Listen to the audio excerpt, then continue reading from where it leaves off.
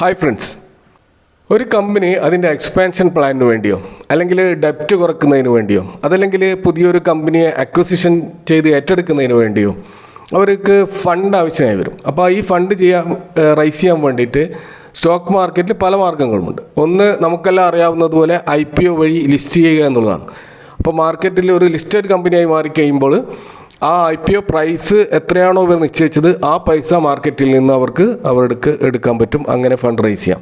രണ്ടാമത്തത്, ഓഫേഴ്സ് വഴി നിലവിൽ മാർക്കറ്റിൽ ലിസ്റ്റ് ചെയ്ത കമ്പനിയുടെ പ്രൊമോട്ടർമാർ അവരുടെ ഷെയർ ഹോൾഡിംഗ് വിൽക്കുന്ന ഒരു പരിപാടിയാണ്. അങ്ങനെയും ഫണ്ട് റൈസ് ചെയ്യാം. ഇനി മറ്റൊന്ന് FPO ആണ്, ഫോളോ പബ്ലിക് ഓഫർ എന്ന രീതിയിൽ തങ്ങളുടെ കൂടുതൽ ഷെയറുകൾ മാർക്കറ്റിൽ ഇറക്കി ഫണ്ട് റൈസ് ചെയ്യുന്ന ഏർപ്പാടാണിത്. അപ്പോൾ ഇവിടെയൊക്കെ നിലവിൽ എത്രയാണോ ആ സ്റ്റോക്കിൻ്റെ കറണ്ട് മാർക്കറ്റ് പ്രൈസ് അതിൻ്റെ താഴെയുള്ള ഡിസ്കൗണ്ടിലാണ് ഇത് വിൽക്കുക. കാരണം അത്തരം ഡിസ്കൗണ്ട് നൽകിയാലേ ജനറൽ പബ്ലിക്ക് ഈ സ്റ്റോക്കിൽ അട്രാക്റ്റീവായിട്ട് വന്നുകൊണ്ട് ഇൻവെസ്റ്റ് ചെയ്യുകയുള്ളൂ എന്ന് കമ്പനികൾക്കറിയാം. അപ്പോൾ ഓഫേഴ്സ് ഇറക്കുന്നതിനും FPO ഇറക്കുന്നതിനും കൃത്യമായ നിയന്ത്രണങ്ങളും ലെങ്തി ആയിട്ടുള്ള കോംപ്ലിക്കേറ്റഡ് പ്രൊസീജിയേഴ്സും ഒക്കെ SEBI നിശ്ചയിച്ചിട്ടുണ്ട്. അപ്പോൾ കമ്പനികളെ സംബന്ധിച്ചിടത്തോളം കുറച്ചുകൂടി എളുപ്പമുള്ള ലളിതമായിട്ടുള്ളൊരു മാർഗ്ഗമാണ് റൈറ്റ് ഇഷ്യൂ എന്ന് പറയുന്ന പരിപാടി. നമുക്കൊക്കെ സുപരിചിതമായ സൗത്ത് ഇന്ത്യൻ ബാങ്ക് ഒരു റൈറ്റ് ഇഷ്യൂമായി വന്നിരിക്കുകയാണ്. ഇപ്പോൾ സൗത്ത് ഇന്ത്യൻ ബാങ്കിൻ്റെ റൈറ്റ് ഇഷ്യൂമായി ബന്ധപ്പെട്ട ഡീറ്റെയിൽസാണ് ഈ വീഡിയോയിൽ നിങ്ങളുമായിട്ട് പങ്കുവെക്കുന്നത്. R4iലേക്ക് എല്ലാവർക്കും ഒരിക്കൽ കൂടി സ്വാഗതം. അപ്പോൾ റൈറ്റ് ഇഷ്യൂ എന്താണെന്ന് ആദ്യമേ ചുരുക്കി പറയാം. ഒരു കമ്പനിയുടെ IPO അല്ലെങ്കിൽ OFS അത് ആർക്കും ലഭിക്കാം. അതായത് പൊതുജനങ്ങൾക്ക് വേണ്ടി അത് തുറന്നു വെച്ചിരിക്കുകയാണ്. പക്ഷേ അതിൻ്റെ എണ്ണം ലിമിറ്റഡ് ആണ്. അതുകൊണ്ട് അപ്ലൈ ചെയ്ത എല്ലാവർക്കും അത് കിട്ടില്ല. പക്ഷേ അത് കിട്ടാനുള്ള അർഹത ഏതൊരു പൗരനും ഉണ്ട് എന്നാണ് അതിൻ്റെ അർത്ഥം. എന്നാൽ റൈറ്റ് ഇഷ്യൂ എന്ന് പറയുന്നത് ആ കമ്പനിയിൽ ഓൾറെഡി ഇൻവെസ്റ്റ് ചെയ്ത എക്സിസ്റ്റിംഗ് ഷെയർ ഹോൾഡേഴ്സിന് മാത്രമുള്ളതാണ്. അവർക്ക് ആ റൈറ്റ് ഇഷ്യൂ വാങ്ങാതെ ഒഴിവാക്കിയാൽ മാത്രമേ നോൺ ഇൻവെസ്റ്റേഴ്സ്, ആ കമ്പനിയിൽ ഇൻവെസ്റ്റ് ചെയ്യാത്തവർക്ക് അത് കിട്ടുകയുള്ളൂ. അതായത് ഇതും ഒരു ഓഫർ ഫോർ സെയിലാണ്. പക്ഷേ ഇൻവെസ്റ്റേഴ്സിനാണ് ഇവിടെ മുൻഗണന. അതായത് പേര് സൂചിപ്പിക്കുന്നത് പോലെ റൈറ്റ് അഥവാ അവകാശം അതിൻ്റെ ഷെയർ ഹോൾഡേഴ്സിനാണ്. അതായത് നിങ്ങളുടെ ഡിമാറ്റ് അക്കൗണ്ടിൽ ഈ കമ്പനിയുടെ ഷെയർ ഇല്ലെങ്കിൽ നിങ്ങൾക്ക് ഈ റൈറ്റ് ഇഷ്യൂവിന് അപ്ലൈ ചെയ്താൽ കിട്ടാനുള്ള സാധ്യത IPO പോലെയാണ്. ഒന്നുകിൽ കിട്ടാം അല്ലെങ്കിൽ കിട്ടാതിരിക്കാം. ഇപ്പോൾ സൗത്ത് ഇന്ത്യൻ ബാങ്കിൻ്റെ ഇപ്പോൾ പ്രഖ്യാപിച്ച റൈറ്റ് ഇഷ്യൂവിൻ്റെ ഡീറ്റെയിൽസ് നോക്കുകയാണെങ്കിൽ 52,31,85,254 ഷെയറുകളാണ് അവർ പുതുതായിട്ട് മാർക്കറ്റിൽ വിൽക്കാൻ വെച്ചിരിക്കുന്നത്. അപ്പോൾ ഒരു ഷെയറിന് 22 രൂപയാണ് വില നിശ്ചയിച്ചിട്ടുള്ളത്. അപ്പോൾ ഈ 52 കോടി ഷെയറുകളും ഇപ്പോഴുള്ള ഇൻവെസ്റ്റേഴ്സ് വാങ്ങുകയാണെങ്കിൽ 1,151 കോടി രൂപ ഈ സൗത്ത് ഇന്ത്യൻ ബാങ്കിന് സമാഹരിക്കാൻ കഴിയും. അപ്പോൾ ഇപ്പോൾ സ്റ്റോക്കിൻ്റെ ഇന്നത്തെ ഡേറ്റിലെ മാർക്കറ്റിൻ്റെ ക്ലോസിംഗ് പ്രൈസ് 36.25 രൂപയാണ്. അപ്പോൾ അഡീഷണൽ ഷെയർ വാങ്ങാൻ കഴിയുന്നത് 22 രൂപക്കാണ്. അതായത് 14 രൂപ ഡിസ്കൗണ്ടിലാണ് നിങ്ങൾക്കിത് വാങ്ങാൻ കഴിയുക. അതായത് 38% ഡിസ്കൗണ്ട്. ഇത് തീർച്ചയായും ഒരു സുവർണാവസരമാണ്. പക്ഷേ നിങ്ങളുടെ ഡിമാറ്റ് അക്കൗണ്ടിൽ സൗത്ത് ഇന്ത്യൻ ബാങ്കിൻ്റെ ഷെയർ ഉണ്ടെന്ന് കരുതി എത്ര റൈറ്റ് ഇഷ്യൂ ഷെയർ നിങ്ങൾക്ക് വാങ്ങാൻ കഴിയില്ല. അതിൻ്റെ അനുപാതം കമ്പനി നിശ്ചയിച്ചിട്ടുണ്ട്. നിങ്ങളുടെ കയ്യിൽ 4 ഷെയർ ഉണ്ടെങ്കിൽ നിങ്ങൾക്ക് ഒരു റൈറ്റ് ഇഷ്യൂ ഷെയർ കിട്ടും. കുറച്ചും കൂടി അധികം ഷെയർ ഉണ്ടെങ്കിൽ, ഉദാഹരണത്തിന് 400 ഷെയർ നിങ്ങളുടെ ഡിമാറ്റ് അക്കൗണ്ടിൽ ഉണ്ടെങ്കിൽ നിങ്ങൾക്ക് 100 ഷെയറാണ് കിട്ടാൻ പോകുന്നത്. ഇനി ഇതുവരെ സൗത്ത് ഇന്ത്യൻ ബാങ്ക് കയ്യിലില്ലാത്തവർക്ക് ഫെബ്രുവരി 27 വരെ സൗത്ത് ഇന്ത്യൻ ബാങ്കിൻ്റെ ഷെയറുകൾ ഇപ്പോഴത്തെ മാർക്കറ്റ് പ്രൈസിൽ വാങ്ങാനുള്ള അവസരമുണ്ട്. അതിനാണ് നമ്മൾ റെക്കോർഡ് ഡേറ്റ് എന്ന് പറയുന്നത്. അപ്പോൾ ഫെബ്രുവരി 27 റെക്കോർഡ് ഡേറ്റ് ആണ്.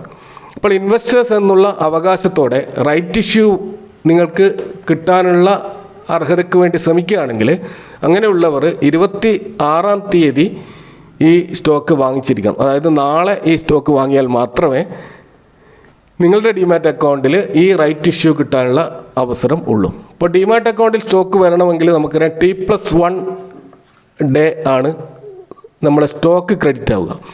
അപ്പോൾ നാളെ വാങ്ങിയാൽ മറ്റന്നാൾ, അതായത് 27-ന് സ്റ്റോക്ക് ഡിമാറ്റ് അക്കൗണ്ടിൽ വരും.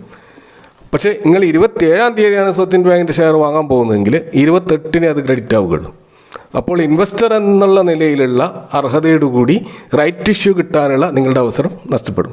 അപ്പോൾ റെക്കോർഡ് ഡേറ്റിന് മുമ്പ് ഡിമാറ്റ് അക്കൗണ്ടിൽ നമ്മുടെ സൗത്ത് ഇന്ത്യൻ ബാങ്കിൻ്റെ ഷെയർസ് ഉണ്ടായിരിക്കണം. എങ്കിൽ മാത്രമേ ഈ റൈറ്റ് ഇഷ്യൂ കിട്ടാനുള്ള പ്രയോറിറ്റി നിങ്ങൾക്ക് കിട്ടുകയുള്ളൂ. അടുത്ത 2 പ്രധാന ഡേറ്റുകൾ കൂടി സൗത്ത് ഇന്ത്യൻ ബാങ്കിൻ്റെ കാര്യത്തിൽ നാം നോക്കണം. ഒന്ന് മാർച്ച് 6-ാം തീയതിയാണ്. അന്നാണ് റൈറ്റ് ഇഷ്യൂവിൻ്റെ ഓപ്പണിംഗ് ഡേറ്റ്. ആ ദിവസം നിങ്ങളുടെ ഡിമാറ്റ് അക്കൗണ്ടിൽ റൈറ്റ് ഇഷ്യൂവിൻ്റെ ഒരു ടോക്കൺ വരും. അപ്പോൾ നിങ്ങൾക്ക് 40 സൗത്ത് ഇന്ത്യൻ ബാങ്ക് ഷെയർ ഉണ്ടെങ്കിൽ 10 റൈറ്റ് ടു എൻടൈറ്റിൽമെൻറ്റ് വരും. അതായത് സ്ലൈഡിൽ കാണിക്കുന്നത് പോലെ വേറെ തന്നെ ആയിട്ടാണ് നമുക്കത് ഡിമാറ്റ് അക്കൗണ്ടിൽ കാണാൻ കഴിയുക. ഇപ്പോൾ സൗത്ത് ഇന്ത്യൻ ബാങ്ക് എന്ന് പറഞ്ഞ് നിങ്ങൾ ഓൾറെഡി കയ്യിലുള്ള ഷെയർ അവിടെ ഉണ്ടാവും.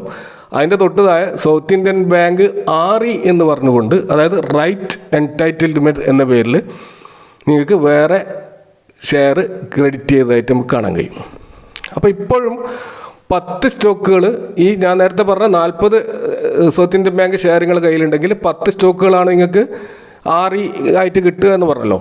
അപ്പോൾ ഈ RE കിട്ടി എന്നതിൻ്റെ അർത്ഥം നിങ്ങളുടെ അക്കൗണ്ടിൽ സൗത്ത് ഇന്ത്യൻ ബാങ്കിൻ്റെ ഈ റൈറ്റ് ഇഷ്യൂ വന്നു, അല്ലെങ്കിൽ പുതിയ സ്റ്റോക്കുകൾ വന്നു എന്നല്ല അതിൻ്റെ അർത്ഥം. ഈ RE നിങ്ങൾക്ക് ഒരു ടോക്കൺ മാത്രമാണ്. നിങ്ങൾക്കത് വാങ്ങുകയോ വിൽക്കുകയോ ചെയ്യാം. ഇപ്പം നിങ്ങൾക്കിവിടെ 3 തരത്തിലുള്ള ഡിസിഷൻ എടുക്കാം. ഒന്നുകിൽ ഈ REക്ക് അപ്ലൈ ചെയ്യാം, അല്ലെങ്കിൽ ഈ RE നിങ്ങൾക്ക് വേറൊരാൾക്ക് വിൽക്കാം, അല്ലെങ്കിൽ നിങ്ങൾക്ക് ഒന്നും ചെയ്യാതെ അനങ്ങാതിരിക്കാം.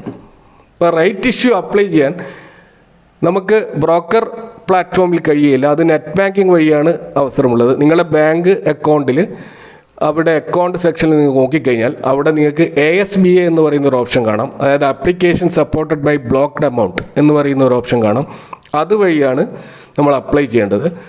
അങ്ങനെ അപ്ലൈ ചെയ്യുമ്പോൾ അവിടെ നിങ്ങൾ ട്രേഡിംഗ് അക്കൗണ്ടിൻ്റെ നിങ്ങളുടെ ബ്രോക്കർ അക്കൗണ്ടിൻ്റെ ഡീറ്റെയിൽസും അവിടെ കൊടുക്കണം, ഡിമാറ്റ് അക്കൗണ്ടിൻ്റെ ഡീറ്റെയിൽസ് കൊടുക്കണം. അങ്ങനെ കൊടുത്തു കഴിഞ്ഞാൽ നിങ്ങളുടെ എത്ര ഷെയറിനാണോ നിങ്ങൾ അപ്ലൈ ചെയ്യുന്നത് അതിന് ആനുപാതികമായിട്ടുള്ള എമൗണ്ട് അവിടെ ഈ നിങ്ങളുടെ ബാങ്ക് ബ്ലോക്ക് ചെയ്യും. അങ്ങനെ ബ്ലോക്ക് ചെയ്ത് കഴിഞ്ഞാൽ നിങ്ങളുടെ അക്കൗണ്ടിലേക്ക് ഈ എത്രയാണോ ഈ ഷെയർ ഇഷ്യൂ ചെയ്യുന്നത് ആ ഇഷ്യൂ ചെയ്തതിന് ആനുപാതികമുള്ള പണം അവർ ആ കമ്പനിക്ക് കൊടുക്കും. ഇനി നിങ്ങൾക്ക് അപ്ലൈ ചെയ്ത എല്ലാ ഷെയറും കിട്ടിയിട്ടില്ലെങ്കിൽ ആ ബാക്കി വരുന്ന എമൗണ്ട് നിങ്ങളുടെ അക്കൗണ്ടിൽ തിരിച്ച് ക്രെഡിറ്റ് ആവുകയും ചെയ്യും. അപ്പോൾ ഇവിടെ എല്ലാം സേഫാണ്, എല്ലാം സുതാര്യമാണ്. അപ്പോൾ ഇവിടെ നോൺ ഇൻവെസ്റ്റേഴ്സിനും, അതായത് ഡിമാറ്റ് അക്കൗണ്ടിൽ നിങ്ങൾക്ക് ഷെയർ ഇല്ലെങ്കിലും ഇതിന് അപ്ലൈ ചെയ്യാം. അപ്പോൾ ഈവൻ എക്സിസ്റ്റിംഗ് ഷെയർ ഹോൾഡേഴ്സിനും നമ്മളുടെ റൈറ്റ് ഇഷ്യൂവിന് കൂടുതലായിട്ട് അലോട്ട്മെൻറ്റ് വേണം, കൂടുതൽ ഷെയറുകൾ വേണമെന്നുണ്ട്, അതിനും അപ്ലൈ ചെയ്യാം. എന്നാൽ ആ അപ്ലൈ ചെയ്യുന്നത് കൊണ്ട് നിങ്ങൾക്ക് അലോട്ട്മെൻറ്റ് കിട്ടണമെന്ന് യാതൊരു നിർബന്ധവുമില്ല. സൗത്ത് ഇന്ത്യൻ ബാങ്ക് അനുവദിച്ച RE, അതായത് റൈറ്റ് ടു എൻടൈറ്റിൽമെൻറ്റ്, നിങ്ങളുടെ ഡിമാറ്റ് അക്കൗണ്ടിൽ അനുവദിച്ചിട്ടുള്ള RE നിങ്ങൾക്ക് വിൽക്കാനുള്ള അവസരമുണ്ട്. അപ്പോൾ മാർച്ച് 6 തുടങ്ങുന്ന ഇഷ്യൂ അവസാനിക്കുന്നത് മാർച്ച് 20 നമുക്കറിയാം. റൈറ്റ് ഇഷ്യൂ അർഹതയുണ്ടെങ്കിലും നിങ്ങളത് വാങ്ങണമെന്നോ അത് അപ്ലൈ ചെയ്യണമെന്നോ അല്ലെങ്കിൽ അത് വിൽക്കണമെന്നോ യാതൊരു നിർബന്ധവുമില്ല. അത് ധാരാളം ഷെയറുകൾ മാർക്കറ്റിൽ ഇതേപോലെ അപ്ലൈ ചെയ്യാതെ കിടക്കാം. അപ്പോൾ ഈ ഷെയറുകൾക്ക് വേണ്ടി നോൺ ഇൻവെസ്റ്റേഴ്സ് അപ്ലൈ ചെയ്തിട്ടുണ്ടാകുമല്ലോ, അവർക്ക് ഈ അലോട്ട്മെൻറ്റുകൾ ലഭിച്ചേക്കും. അങ്ങനെ ഈ RE ഓവർ സബ്സ്ക്രൈബ് ചെയ്യാനുള്ള സാധ്യതയുണ്ട്. നമ്മൾ IPO ഓവർ സബ്സ്ക്രൈബ് ചെയ്യുന്നത് പോലെ ഇതിൻ്റെ പ്രീമിയം വർദ്ധിക്കാനുള്ള സാധ്യതയുമുണ്ട്. അപ്പോൾ അവിടെ നിങ്ങൾക്ക് ട്രേഡ് ചെയ്യാനുള്ള അവസരമുണ്ട്. അപ്പോൾ നിങ്ങളുടെ ഡിമാറ്റ് അക്കൗണ്ടിൽ വന്ന RE നിങ്ങൾക്ക് വേറൊരാൾക്ക് വിറ്റുകൊണ്ട് പൈസ എടുത്തുകൊണ്ട് ഇതിൽ നിന്ന് ഒഴിവാകാം. അതല്ലെങ്കിൽ നിങ്ങൾക്ക് പുതുതായിട്ട് ഷെയറുകൾ RE വാങ്ങിയിട്ട് അവിടെ വിൽക്കാൻ തയ്യാറുള്ളവരിൽ നിന്ന് വാങ്ങിയിട്ട് നിങ്ങൾക്ക് വലിയ വിലക്ക് അവിടെ നിന്ന് ഈ മാർച്ച് 6 മുതൽ മാർച്ച് 20 വരെയുള്ള ദിവസങ്ങൾക്കിടയിൽ നിങ്ങൾക്കത് വാങ്ങുകയും വിൽക്കുകയും ഒക്കെ ചെയ്യാം. ഏതൊരു ഷെയറും വാങ്ങുകയും വിൽക്കുകയും ചെയ്യുന്നത് പോലെ ട്രേഡ് ചെയ്യാനുള്ള അവസരമാണ് ഇവിടെ ഉണ്ടാകുന്നത്. ഇതുവഴിയും നമുക്ക് പണം ഉണ്ടാക്കാൻ കഴിയും.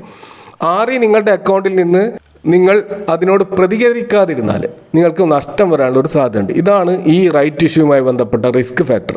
കാരണം റൈറ്റ് ഇഷ്യൂ എല്ലാം കഴിഞ്ഞ് സ്റ്റോക്ക് കറണ്ട് മാർക്കറ്റ് പ്രൈസിനേക്കാൾ കുറഞ്ഞ വിലയിലായിരിക്കും ലിസ്റ്റ് ചെയ്യാൻ സാധ്യത. കാരണം പ്രൈസ് അഡ്ജസ്റ്റ്മെൻറ്റ് ഇവിടെ നടക്കും. കാരണം 36 രൂപക്ക് നിങ്ങൾ കൈവശം വെച്ച ഷെയർ മാർക്കറ്റിൽ റൈറ്റ് ഇഷ്യൂ വന്നത് കാരണം നമ്പർ ഓഫ് ഷെയർ കൂടി. അപ്പോൾ നമ്പർ ഓഫ് ഷെയർസ് കൂടുമ്പം ഈ പ്രൈസ് അഡ്ജസ്റ്റഡ് ആവും. അങ്ങനെ പ്രൈസ് അഡ്ജസ്റ്റഡ് ആകുമ്പോൾ ചിലപ്പോൾ ഈ 30 താഴെയായിരിക്കും നിങ്ങളുടെ ഈ സൗത്ത് ഇന്ത്യൻ ബാങ്കിൻ്റെ ഷെയറിൻ്റെ വില ലിസ്റ്റ് ചെയ്യുമ്പോൾ കാണാൻ കഴിയുക. ഒരുപക്ഷെ സൗത്ത് ഇന്ത്യൻ ബാങ്കിൻ്റെ വില 30 താഴെയോ ഒരുപക്ഷെ അതിലും താഴെയോ വന്നേക്കാം, 22 രൂപ വരെയൊക്കെ എത്തിയേക്കാം. അപ്പോൾ റൈറ്റ് ഇഷ്യൂ വഴി വാങ്ങിയാൽ നമുക്കൊരു ഗുണം എന്താണെന്ന് വെച്ച് കഴിഞ്ഞാൽ നമ്മുടെ നമ്പർ ഓഫ് ഷെയർസ് കൂടും, എണ്ണം കൂടും. ഇനി അഥവാ നിങ്ങളത് വിൽക്കുകയാണെങ്കിൽ നിങ്ങൾക്ക് ആ പ്രീമിയം നിങ്ങൾക്ക് സ്വന്തമായിട്ട് കിട്ടും. ഇനി നിങ്ങളൊന്നും ചെയ്യാതെ ഇരുന്ന് കഴിഞ്ഞാൽ തീർച്ചയായും നിങ്ങൾക്ക് നഷ്ടസാധ്യതയാണ് അവിടെ കാണാൻ കഴിയുക. കാരണം നിങ്ങളുടെ കയ്യിലുള്ള ഷെയറിൻ്റെ വില ഡൗൺ ആവും.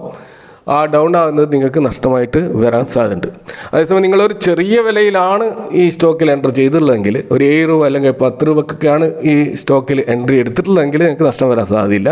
എങ്കിലും 36 രൂപയിൽ നിന്ന് എന്തായാലും ഇത് താഴോട്ടേക്ക് വരുമെന്നുള്ളത് കൊണ്ട് ബേസിക്കലി നിങ്ങൾക്ക് നഷ്ടം തന്നെയാണ് ഉണ്ടാകുമ്പോൾ. അതുകൊണ്ട് തന്നെ നമ്മൾ ഈ റൈറ്റ് ഇഷ്യൂ നമ്മളെ അക്കൗണ്ടിൽ വന്നു കഴിഞ്ഞാൽ തീർച്ചയായും അതിനോട് പ്രതികരിക്കണം. അപ്പോൾ ഒന്നിക്കൽ അത് വിൽക്കണം, അല്ലെങ്കിൽ നമ്മളത് അപ്ലൈ ചെയ്തുകൊണ്ട് നമ്മളെ ഡിമാറ്റ് അക്കൗണ്ടിലേക്ക് ക്രെഡിറ്റ് ചെയ്യണം. അപ്പോൾ ഈ ഒരു വിഷയവുമായി ബന്ധപ്പെട്ട് നിങ്ങൾക്ക് കൂടുതൽ സംശയങ്ങളൊക്കെ ഉണ്ടായേക്കാം. നിങ്ങളെ തീരുമാനം എടുക്കുമ്പോൾ തീർച്ചയായും ഒരു ഫൈനാൻഷ്യൽ അഡ്വൈസറെ കൺസൾട്ട് ചെയ്തുകൊണ്ട് മാത്രം തീരുമാനം എടുക്കുക. ഈ വിഷയവുമായി ബന്ധപ്പെട്ട കൂടുതൽ സംശയങ്ങളും അഭിപ്രായങ്ങളും കമൻറ്റിൽ അറിയിക്കുക. Thank you for watching.